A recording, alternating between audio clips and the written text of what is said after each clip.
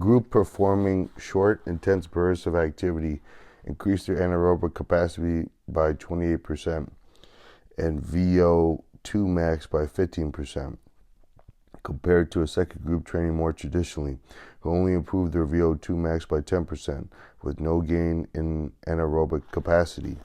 Meanwhile, the Department of Surgery at Beth Israel Deaconess Medical Center, a teaching hospital in New York City, have developed what they call the Top Gun laparoscopic skills shootout, an intensity-based interactive video game for surgeons in training. Laparoscopic surgeons who spend 3 hours a week training on the video game made 1/3 fewer errors and performed 25% faster than those who didn't. Intensity training isn't new, of course. Military organizations have enjoyed its benefits for millennia, from Spartan regimes in ancient times to today's dreaded fartlek kill, the training course for the U.S. Marine Corps in Quantico, Virginia. In the 18th century, Alexander Vasilievich Suvorov espoused constant, progressive, and repetitive training under conditions gradually approaching those of genuine combat. Central to his training program was an exercise called Skvozanya Ataka, attack through. 1,000 men would charge from one side, 1,000 from the other, at pace and with meaning. Men and horses were injured. Some would even die. As the practice was repeated and repeated, better to lose a few men in training, Suvorov believed, than lose a battle. His methods worked. He was never defeated. In the early 1970s, the U.S. Air Force set up Exercise Red Flag. Analysts had discovered that after 10 successful combat missions, the survival rate of pilots improved significantly. The intensity of live combat, it seems, is invaluable training for, well, live combat. Red Flag, based at Nellis Air Force Base, Nevada, simulates large-scale realistic air combat situations. Former Red Arrows pilot Justin Hughes says, "You're trying to exercise decision-making in high-stressed environments? It's role play for real. You'd probably do a week of days and a week of nights. The bad guys don't sleep at night. Because we train so hard and so well at it, we tend to be better than everybody else. It's not the physical but the psychological aspect that the All Blacks have pioneered. The use of randomness, unpredictability, and constant questioning, combined with pace and physicality in order to stress the brain and test decision-making capacity. It's all about performing under pressure on the paddock," says Gilbert Anoka. "And to perform under pressure when it matters, you need to train that way. That way, when we do it for real, it's automatic. We don't think, we just do. We have clarity, accuracy, intensity, train to win." In early 2010, Gilbert Anoka called in the services of Gazing Performance Systems, Sari Evans and Renzi Hanham, two men with both a theoretical and practical understanding of how the brain performs under pressure. Evans, a karate black belt and former Rhodes Scholar who won 56 caps for the New Zealand football team, is a forensic psychiatrist who developed the methodology that Gazing now uses to help organizations lift performance. Hanham has represented his country in karate and coach organizations as well as sports teams to Olympic level. Gazing works internationally with companies including Xerox, Avis, and UPS in handling pressure, improving performance, and delivering results. Evans and Hanham, alongside Henry, Anoka, Smith, and Hansen, trainer Nick Gill, and the players' leadership group, formed the Mental Analysis and Development Group early in 2010 to confront the issue of pressure, what it is, what it does, and what they can do about it. They called it MAD for short. Just having a knowledge of how the brain reacts to stress was a pretty important first step, says Henry. What the players do, why they felt the way they felt. Though unwilling to reveal the specifics of the work Evans and Hanham did with the All Blacks, some of it is clinical. Bead Brosnahan of Gazing was happy to discuss how some of the tools, techniques, and methodologies they use with elite teams can apply to the world of business. The work we do is all about the control of attention, says Brosnahan. In pressure situations, he says it is very easy for our consciousness to divert from a resourceful state to an unresourceful one. From a position of mental calm, clarity, and inner strength into what he calls defensive thinking. We've all felt it. The sensation as our shutters come down, our horizons narrow, and we find ourselves in an ever-tightening corridor from which we feel there is no escape. In this state, we're thinking about survival, says Brosnahan. A negative content loop forms, and our perceptions create feelings of being overwhelmed, tightening, and tension. This, in turn, leads to unhelpful behaviors, overt aggression, shutting down, and panic. We let the situation get to us. We make poor decisions, and we choke. In Gazing parlance, we are hot, heated, overwhelmed, tense. They call this redhead. The opposite they call bluehead. This is the ability to maintain clarity, situational awareness, accurate analysis, and good decision-making under pressure. It's a resourceful state in which we are able to trust ourselves to deliver, to be flexible, adaptable, and on top of our game. We can see the big picture as well as the important details, and our attention is where it should be. To have a blue head means to remain on task, rather than diverted, and Gazing's parlance allows us to act. A. Alternatives: to look at our options, adapt, adjust, and overcome. C. Consequences: to understand the risk-reward ratio of each alternative and to make an accurate assessment of what is needed. T. Task behaviors: to stay on task and execute the tactics and strategy.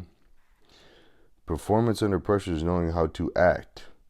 In Brosnahan's words, allowing yourself to win by following the process rather than being caught up in outcomes. The skill to handle pressure was critical, says Henry. Pressure is a privilege, says Gilbert Anoka. It means you're playing to the highest level. If an organization is really going to be world-class, Brosnahan elaborates, that's going to mean an awful lot of pressure. Pressure is a good thing. The thing is, he continues, most organizations don't focus on a program of training for mental toughness. They tend to go for the one-off hits, which is unrealistic. A training session, an away day, an inspirational speech, but nothing continuous and progressive. Few focus on long-term development and a program of improvement. Most people have the will to win, says basketball coach Bobby Knight. Few have the will to prepare to win. Yet, like physical fitness, mental toughness is the result of a long-term conditioning program. It's crazy. Gilbert Anoka tells Real Estate Business Magazine, because if you want to build up strength, you go to the gym and you work 3 times a week on your core strength. It just seems that if you want to develop your ability to concentrate and focus and be flexible in what you do from a mental perspective, wouldn't you apply the same approach? If you think of physical conditioning, technical understanding, and tactical appreciation as forming 3 legs, Wayne Smith tells writer Gregor Paul the stool isn't balanced unless you have psychological strength as well. Gazing's training approach in its simplest form, says Brosnahan, involves a skill ladder, which begins by building technique and increasing intensity, then introduces real pressure. An everyday example might be in preparation for a speech. First, we read through the text, maybe practice in front of the mirror until we got the words and the flow right. Then we might invite a few people to watch us rehearse, upping the intensity, and then finally we might introduce real emotional pressure. A video camera perhaps, a hostile heckler in the room, a bet on the number of times we hesitate, an unrealistic time limit.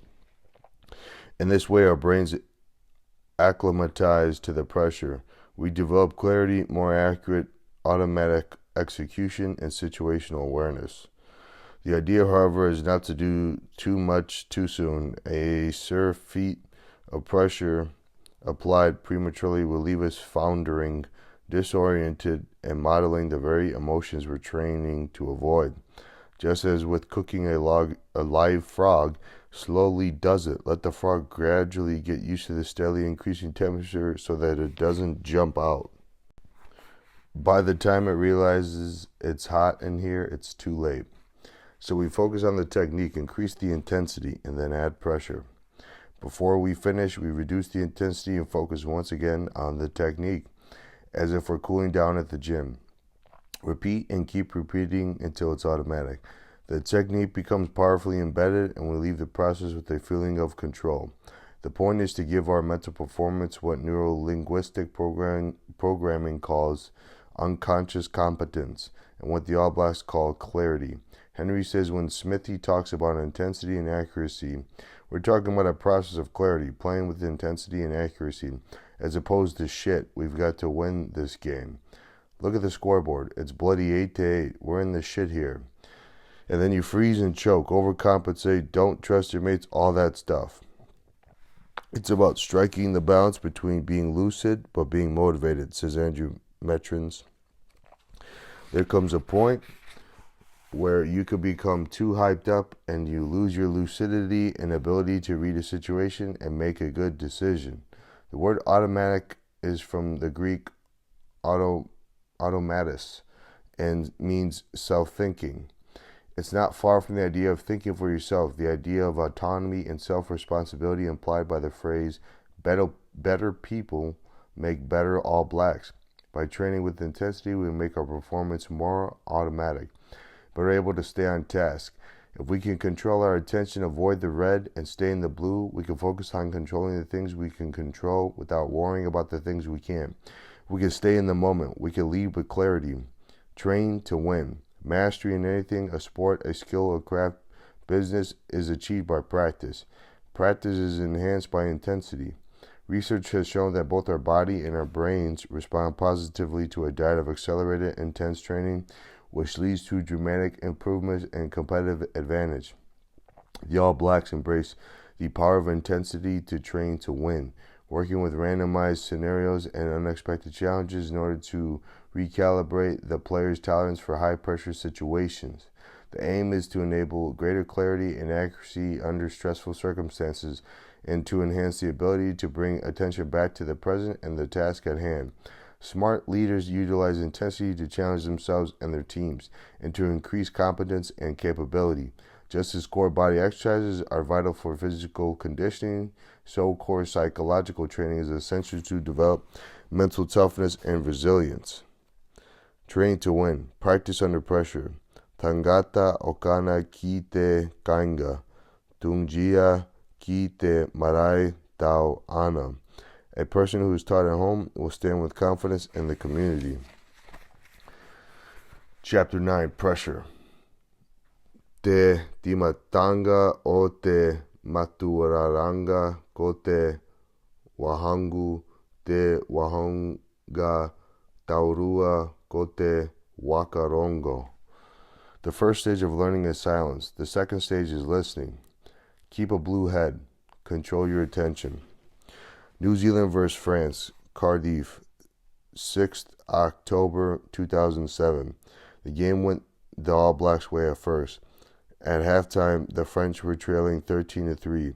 Then it all went wrong. By the final whistle, Les Bleus had the lead 20-18. It was over. The All Blacks defeated in the quarterfinal. Their World Cup ended. The feeling in the sheds was like no man's land. Anton Oliver said, sort of desolate, decayed, the smell of, I don't want to dramatize it, but death, you know. The pressure had been too much. The All Blacks had choked. Again, 1 minute decides the outcome of a battle. Suvorov wrote 1 hour, the outcome of a campaign. 1 day, the fate of empires. The armchair critics said the All Blacks had only to regroup, drive upfield, and kick for goal. Instead, in the final moments, they went for the try. It was the wrong option. Poor decision-making under pressure, confusion instead of clarity, a lack of leadership. It cost them the world. Pressure is expectation, scrutiny, and consequence, says Gilbert Anoka. Under pressure, your attention is either diverted or on track. If you're diverted, you have a negative emotional response and unhelpful behavior. That means you're stuck. That means you're overwhelmed. On the other hand, if your attention is on track, you have situational awareness and you execute accurately. You are clear, you adapt, and you overcome. The All Blacks weren't first the first sportsman to choke, of course. Greg Norman famously fell apart in the 1986 Masters, relinquishing a 6-hole lead going into the final day. In 1951, the Brooklyn Dodgers were up 13 games in late August when they allowed the New York Giants to catch up at the end of the season. The Giants famously won the final playoff with a ninth innings 3-runner hit by Bobby Thompson. It was the shot heard around the world. Meanwhile, the England football team has won only 17% of their penalty shootouts, compared to Germany's 83%. Football, says former England striker Gary Lineker, is a game played for 90 minutes and at the end, Germany win. Clearly, in any game played with the body, it's the head that counts. I think most non-elite sportsmen can relate to the fact that when it is a life-changing moment, that's when you're most likely to fluff your lines. Matthew Seed, author of Bounce, tells Channel 4 News, a life-defining job interview. You're about to talk to the woman of your dreams, and it happened to me. Suddenly, I was unable to execute the skills I'd built over a lifetime. Seed was competing at table tennis at the Sydney Olympics when he found he could barely hit the ball.